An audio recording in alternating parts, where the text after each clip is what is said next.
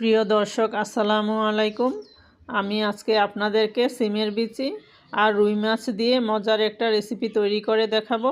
আশা করি রেসিপিটি আপনাদের ভালো লাগবে। এখানে আমি একটা প্যানে দিয়ে দিচ্ছি পরিমাণ মতো সয়াবিন তেল।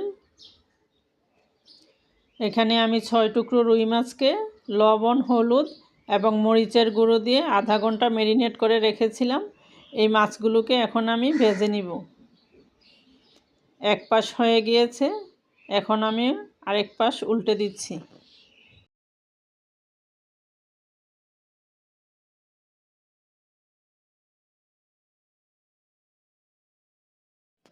মাছগুলো মোটামুটি আমার ভাজা হয়ে গিয়েছে।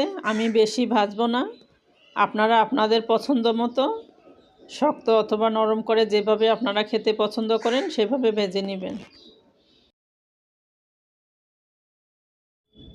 এখানে একটা প্যানে পরিমাণ মতো পানি আমি ফুটিয়ে নিয়েছি। এখানে 300 গ্রাম সিমের বিচি আছে। সিমের বিচিগুলোকে আমি পানির মধ্যে দিয়ে 2-1 মিনিট একটু সিদ্ধ করে নিব। আমার কাছে সিমের বিচিটা সরাসরি রান্না করলে একটা গন্ধ আসে, সেই গন্ধটা দূর করার জন্য আমি 2-1 মিনিট একটু পানিটা ফুটিয়ে ছেঁকে নিব। এখানে মাছ ভাজার যে তেলটা ছিল সেটা দিয়ে দিচ্ছি, আর একটু সয়াবিন তেল দিয়ে আমি এখানে তেলটা গরম করে নিয়েছি।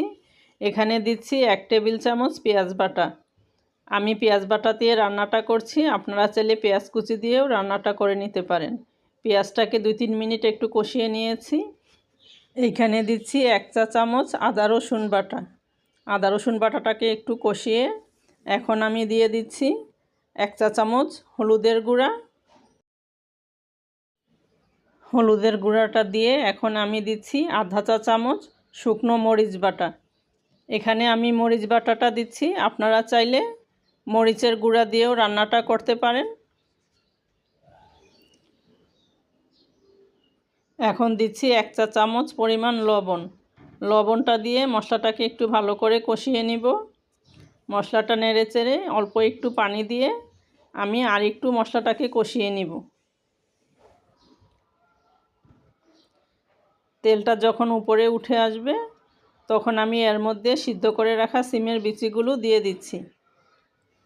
সিমের বিচিটাকে 2-3 মিনিট একটু নেড়ে চেড়ে কষিয়ে নিব। নিয়ে এর মধ্যে আমি ঢাকনা দিয়ে 2-3 মিনিট আরও একটু ভালো করে কষিয়ে নিব। সিমের বিচিটা আমার কষানো হয়ে গিয়েছে। এখন এর মধ্যে দিয়ে দিচ্ছি অল্প পরিমাণে পানি। পানি দিয়ে আমি এখানে বড় সাইজের 2টা টমেটো টুকরো করে নিয়েছিলাম, এগুলো দিয়ে দিয়েছি। দিয়ে একটু নেড়ে চেড়ে এখন ঢেকে এগুলো আরও 2-3 মিনিট ভালোভাবে কষিয়ে নিব।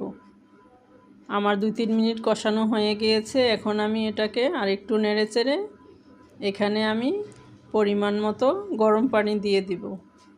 রান্নায় আপনারা সব সময় গরম পানিটা দেওয়ার চেষ্টা করবেন, এতে তরকারির টেস্টটা অনেক গুণে বেড়ে যায়। এখন আমি তরকারিটা একটু নেড়ে চেড়ে আবারও ঢেকে দিব এই 5-6 মিনিটের জন্য। 5-6 মিনিট পর এখন আমি ভেজে রাখা মাছগুলো এর মধ্যে দিয়ে দিব। দিয়ে একটু নেড়ে চেড়ে আবারও ঢেকে এটাকে আরও 4-5 মিনিট রান্না করে নিব। আমি এখানে দিচ্ছি আধা চা চামচ ধনে গুঁড়া আর আধা চা চামচ ভাজা জিরার গুঁড়া।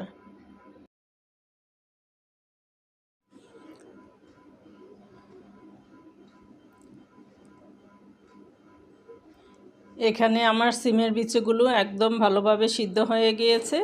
এখন আমি এটাকে আর 2-1 মিনিটের জন্য ঢেকে দিচ্ছি। এখানে আমি দিচ্ছি 3টা লাল কাঁচামরিচ আর 2 টেবিল চামচের মতো ধনেপাতা কুচি। রান্নাটা আমার মোটামুটি কমপ্লিট হয়ে গিয়েছে। এখন আর 1 মিনিটের মতো ঢেকে আপনাদেরকে পরিবেশন করে দেখিয়ে দিচ্ছি। দেখুন এর লুকটা চমৎকার একটা কালার এসেছে। আশা করি রেসিপিটি আপনাদের ভালো লাগবে। সবাই ভালো থাকবেন। আল্লাহ হাফেজ।